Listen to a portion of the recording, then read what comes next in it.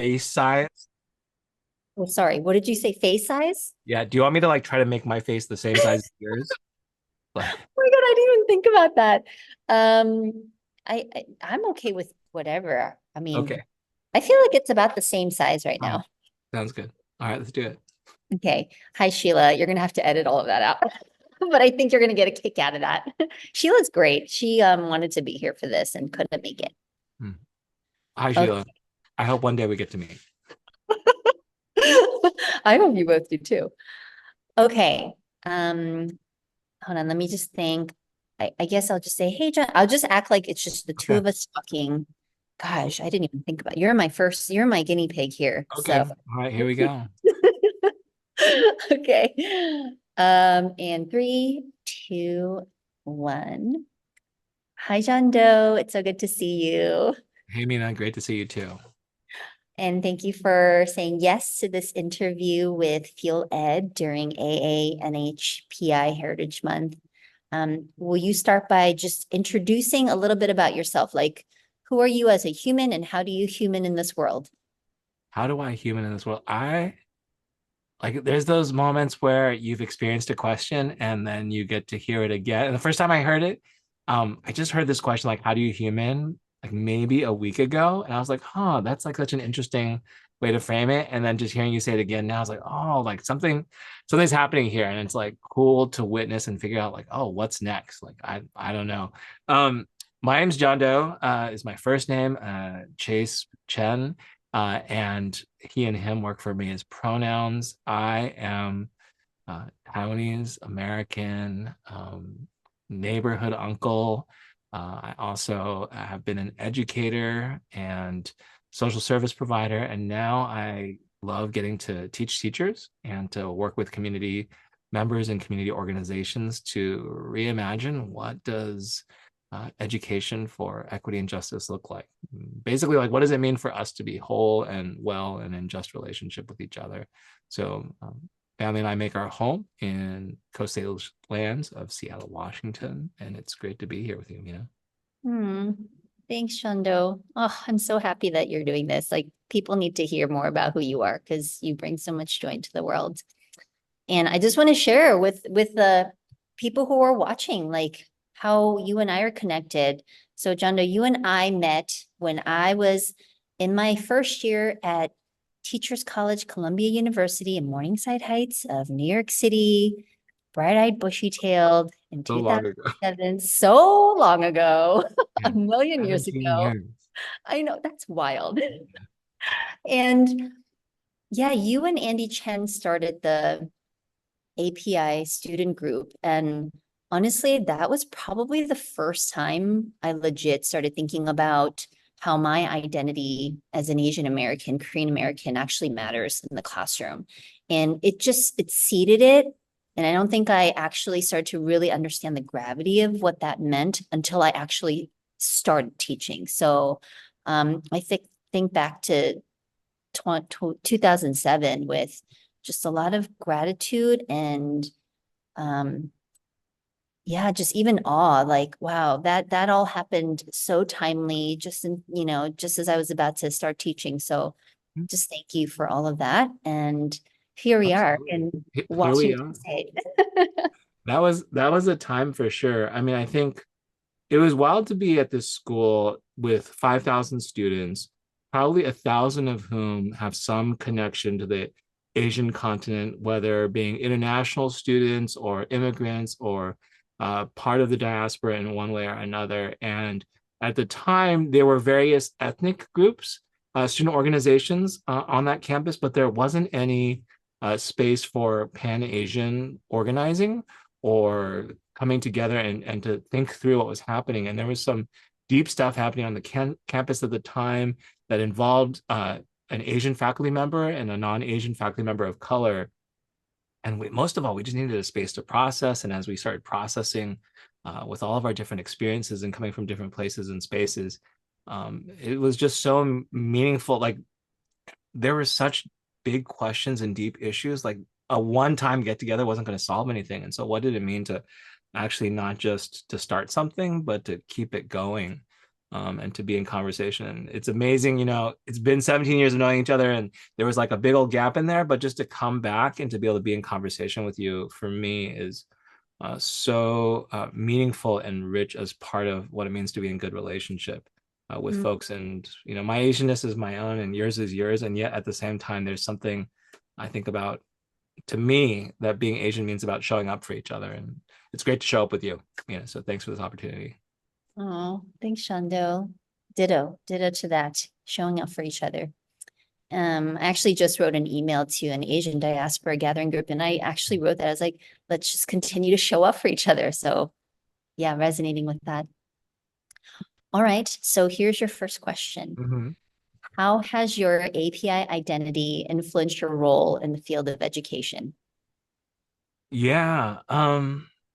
I think growing up, my parents were international students slash really recent immigrants who weren't sure about their status when I was born and when I was first growing up. And so I was born in the US, but went to kindergarten. I thought I knew English because I watched like Sesame Street and TV, but I have like very clear memories of the first day of school, not not understanding what my classmates were saying, not be able to communicate with them, and just actually being super aware that they were laughing at me, right?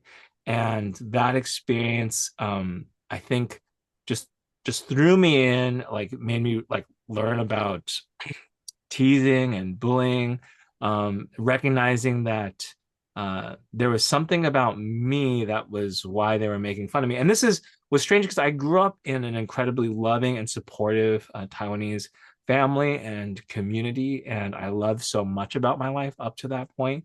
But that clear tension of what it means to be Asian in America, Asian American, um, was really stark for me. And I think across my own K-12, K-12, and actually, I mean, who am I kidding? Like all the way into college, all the way into grad school, even now as an educator, has been the experience of being like, am I good enough? Am I like, is my English good enough? Like I make a mistake and my English sounds the way it does now, but when I make a mistake, I keep thinking to myself, there's that like English language learning kid like blowing it again.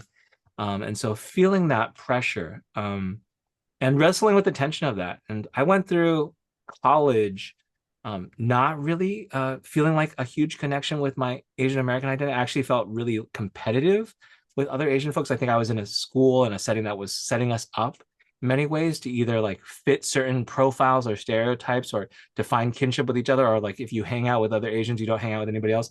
I was really confused. I was working my own stuff out. But then I became a high school history teacher at a school that was probably like 20-25% Asian, really like like Bangladeshi folks, Pakistani students, Vietnamese, Korea, just across the diaspora. And I remember when I first taught in that school, and this is 1999, I was a student teacher, and then I was there through 2005. Uh, Students would come by, like Asian students would come by, pop their head in the door and say, and I would see them and we'd make eye contact and they would say something. I'd say, what? And they'd go, oh, shoot, you do sound like us. And this moment of there had been other Asian teachers in that space, Asian American teachers too, but kind of second generation Asian American like me who sounded in this particular way, who moved culturally in the way that I did, kind of being involved in different aspects of American pop culture. It was wild that to me, I was something to these students that I didn't even think of for myself, right? And really, I just want to shout out the students in Cambridge, Massachusetts, for kind of calling me in, like seeing me for what I was to them. And it's wild because I don't, looking back, like there were some folks that the teachers at Chinese school. I had like an Asian American, like first generation Asian American immigrant professor when I was in college, but I didn't have anybody who'd had my experiences. And so for those students, and even now I joke with my students when they see me and they're like, thanks for being an Asian American professor who talks about being Asian American. I actually tell them like, I have no idea what you mean. Like I'm joking with them because like I never had that. And so it's kind of wild to try to be what I didn't have. And also the only way it works is because of the strength and power and the grace and the gifts that my students, give to me, and that the community supports me with to do that. And so I'm really just grateful that I come from a space and place, and just as an immigrant community, like we're all, I mean, I think everybody's always learning, but like as immigrants, like we're always learning. And so there's that deep connection with education that I'm grateful for. Oh, oh my gosh, I'm getting like tingles down my whole body hearing you share that. Yeah, it's really special to be the thing that you didn't have and that you needed.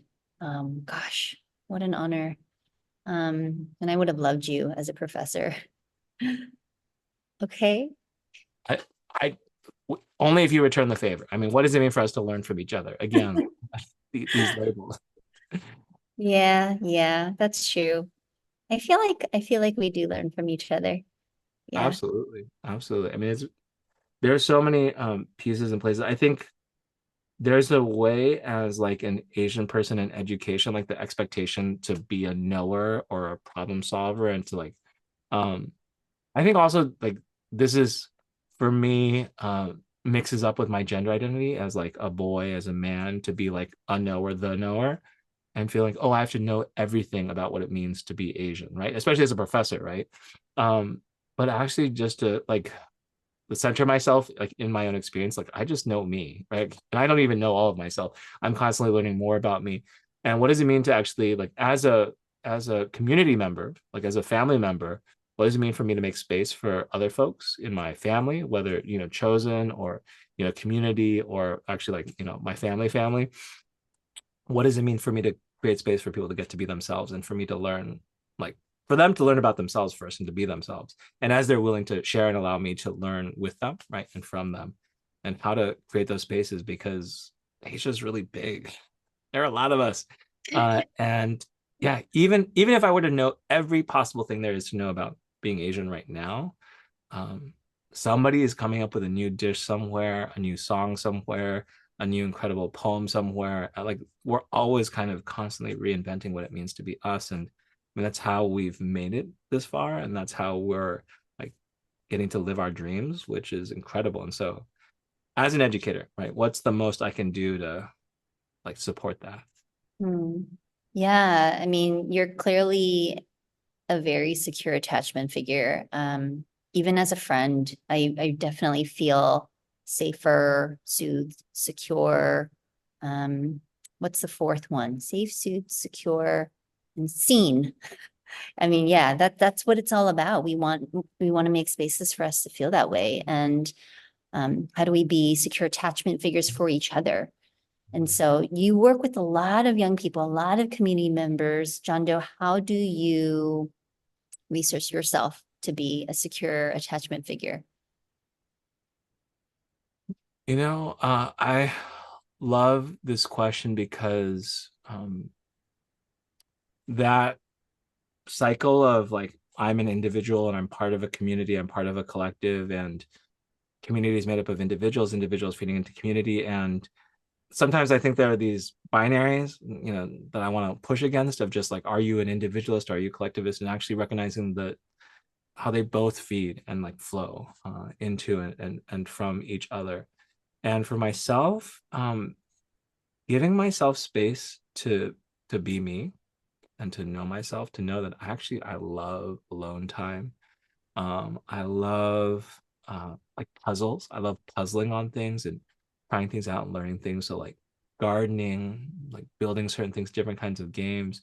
Um, I love stories, so I love listening to books. So giving myself the time to do those pieces, and then space for myself, and then space to be in community and really in different positionalities, right? So a couple times a week I head down to the badminton club down in Renton, and I get to play with a bunch of folks who are like mostly elders relative to me, a lot of retirees, and just across our generational kind of relationship, our communication.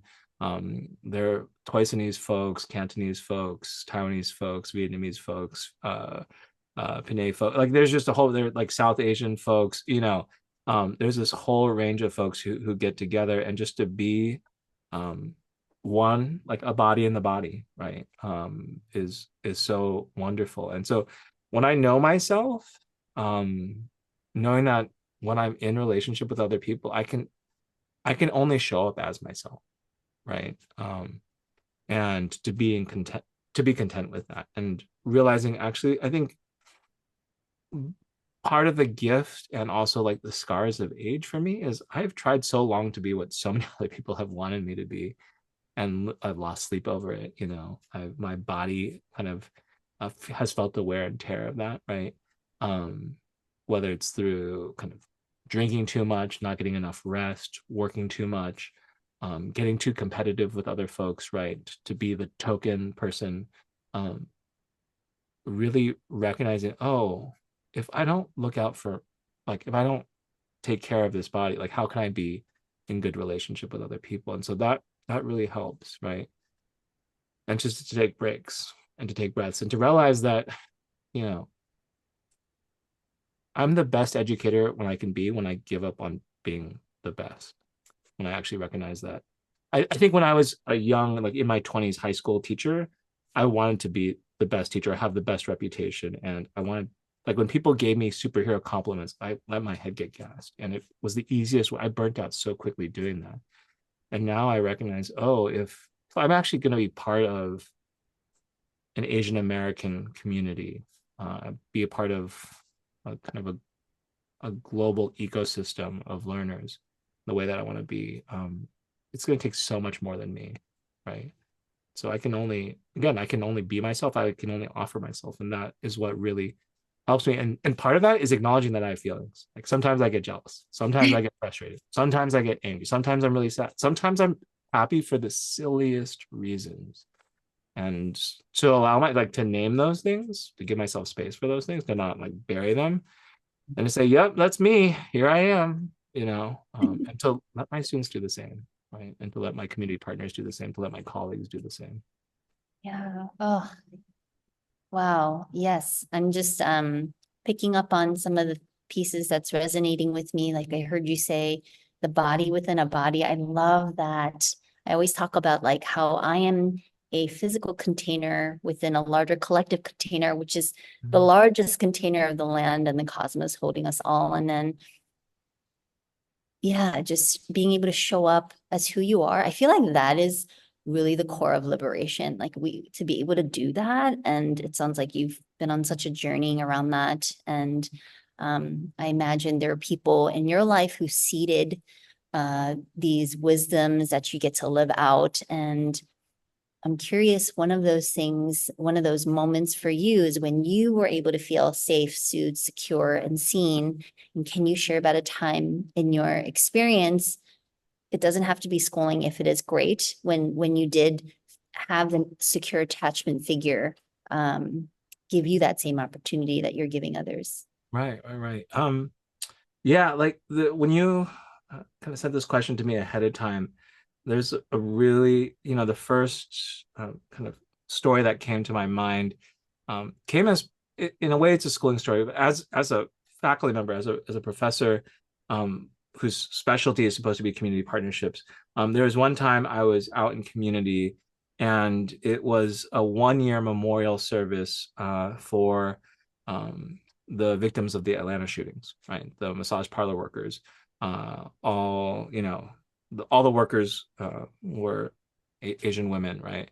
And and it was put on by a community org here in Seattle, the Massage Parlor Outreach Project, MPOP.